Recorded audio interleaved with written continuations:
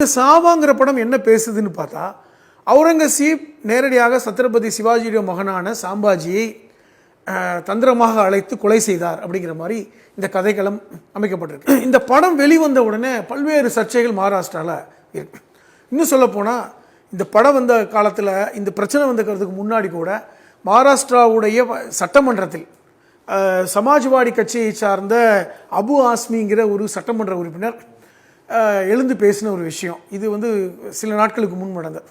அவுரங்கசீப்பை பற்றி தப்பாக பேசுகிறாங்க, அவுரங்கசீப் நல்லவர் தான் அப்படின்னு பேசின உடனே பெரிய பிரச்சனையாகி அவரை சஸ்பெண்ட் பண்ணுற அளவுக்கு போய் அவுரங்கசீப்பை பற்றி எப்படி பேசலாம் அப்படின்னு சொல்லி அவரை சட்டமன்றத்தினுடைய கூட்டத்தில் கலந்து கொள்ளக்கூடாதுன்னு சஸ்பெண்ட் பண்ணாங்க. இந்த நிகழ்ச்சி நடந்த சில நாட்களுக்குள்ள தான் இந்த சாவா படம் மக்கள் மத்தியில் ஒரு கோபத்தை ஏற்படுத்தியிருக்கு.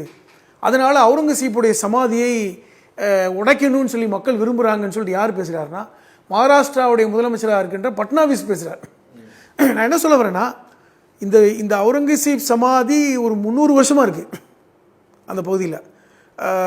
இன்னும் சொல்லப்போனால் 2024 போன வருஷம் இதே பாஜக கூட்டணி ஆட்சியில் அவுரங்காபாத்ங்கிற அந்த மாவட்டத்தின் பேரையே மாற்றினாங்க. அது கடந்த வருஷம் மாற்றினாங்க. அவுரங்காபாத்ங்கிற அந்த மாவட்டத்தின் பேரையே சத்ரபதி சாம்பாஜி மாவட்டங்கிற மாற்றிருக்காங்க. அது போன வருஷம் நடந்துச்சு. சிவாஜி பேர்ல பையன் பேர்ல, அதாவது அவுரங்காபாத் என்பது ஒரு மாவட்டத்துடைய பேர் மகாராஷ்டிராவில். அந்த அவுரங்காபாத்தில் இருக்கின்ற குல்தாபாத்ங்கிற நகரத்தில் தான், அது ஒரு ஊரில் தான் அவுரங்கசீப்புடைய அந்த கல்லறை இருக்குது. அப்போ அந்த ஊருடைய பேரையே மாற்றணும்னு சொல்லிட்டு கடந்த வருஷம் என்ன செஞ்சாங்கன்னா, அவுரங்காபாத்ங்கிற மாவட்டத்தின் பேரை சத்ரபதி சாம்பாஜி மாவட்டம்னு மாற்றினாங்க. இதுவும் நடந்துச்சு போன வருஷம். 2026 ஆட்சி இப்போ பிடிச்சதுக்கப்புறம் இப்போ அவுரங்கசீப்புடைய சமாதியவே எடுத்து காலி பண்ணிடணும்